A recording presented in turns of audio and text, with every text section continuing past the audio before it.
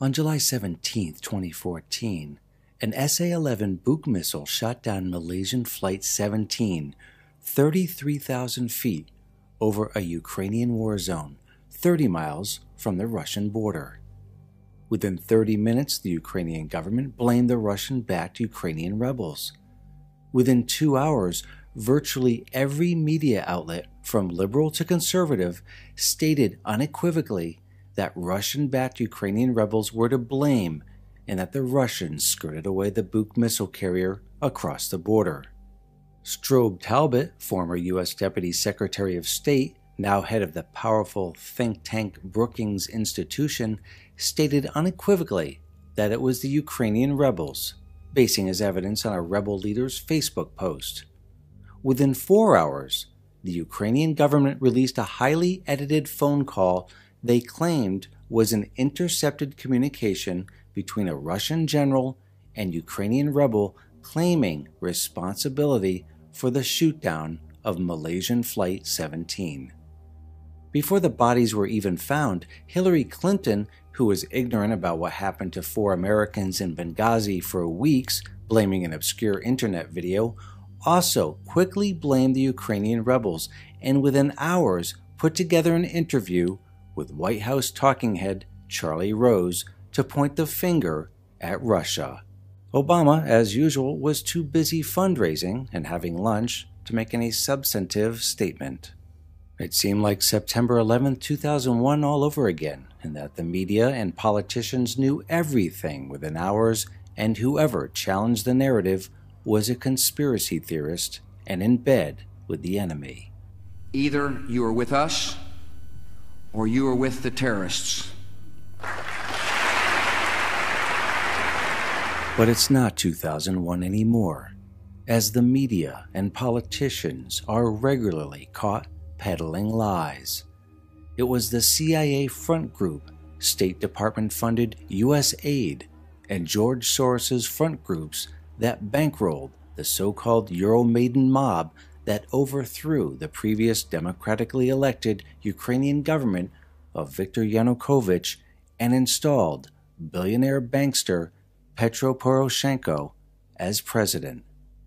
And the so-called proof that the Russian-backed rebels were behind the shootdown, touting a YouTube video of an intercepted phone call between a Russian general and a rebel leader, was actually created the day before MH17 got shot down, per Infowars.com. All right, Paul Watson, we got a minute and a half left. I know you're working on a lot of big stories right now at Infowars.com and PrisonPlanet.com. What else is coming up?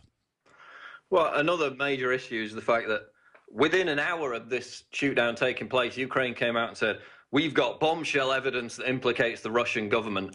And so people were asking, okay, what have you got? You know, radar recordings, satellite imagery. Turns out they've got a YouTube video, which is this alleged separatist commander speaking with a leader of the Russian armed forces, basically admitting that they shot down the airliner. Problem is, the Ukrainians had already intercepted communications from the same people, allegedly, over a month before. So they knew that the communications were intercepted. The Russians, the separatists, made no effort to encrypt the communications. And this is the same globalist, remember, the same globalist that had Syrian Danny, remember him? Yeah, but the big aspect of this is you actually download the video and look at the video encode timestamp. And this is not like Facebook pages that can be created before, renamed later. This is the actual time the video was created in the file, and it was the 16th. It was the day before the airline was even shot down. Oh, they had it all ready and prepared. It was all ready to roll.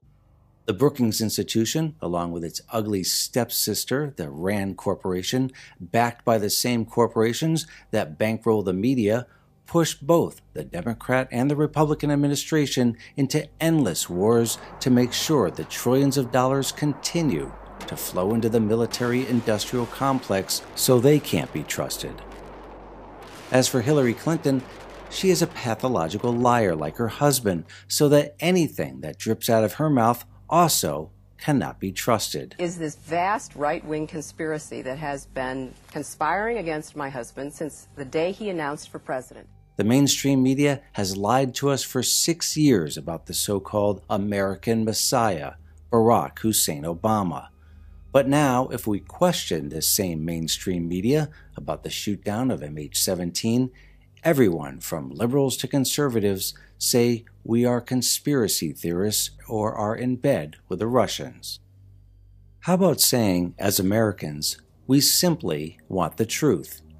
No one seemed to notice that the FAA, the EU, and especially the Ukrainian Aviation Service and Ukraine's National Security and Defense Council had banned all commercial flights over this particular rebel-held area, the Ukrainian separatist self-proclaimed Donetsk People's Republic. So why MH17 was even in the area is unclear. Even the mainstream media had to admit that MH17 was off its normal course. All previous flights had taken a different route, and no one seemed to notice that the Ukrainian government possesses a large cache of Buk SA-11s themselves, at least 6 carriers that we know of. And we know there was at least one Ukrainian carrier seen in the area at the time of the shootdown, alleged to be driving around missing one of the missiles. And the Ukrainian government has refused to release the air traffic controller recordings and refused to address whether they had fighter jets and Buk missiles in the area as evidenced by Russian radar and satellite data. But the most obvious question, which no one thought of asking, why would the Ukrainian separatists want to shoot down a Malaysian commercial airliner in the first place? Libertarian giant and former presidential candidate Ron Paul addressed these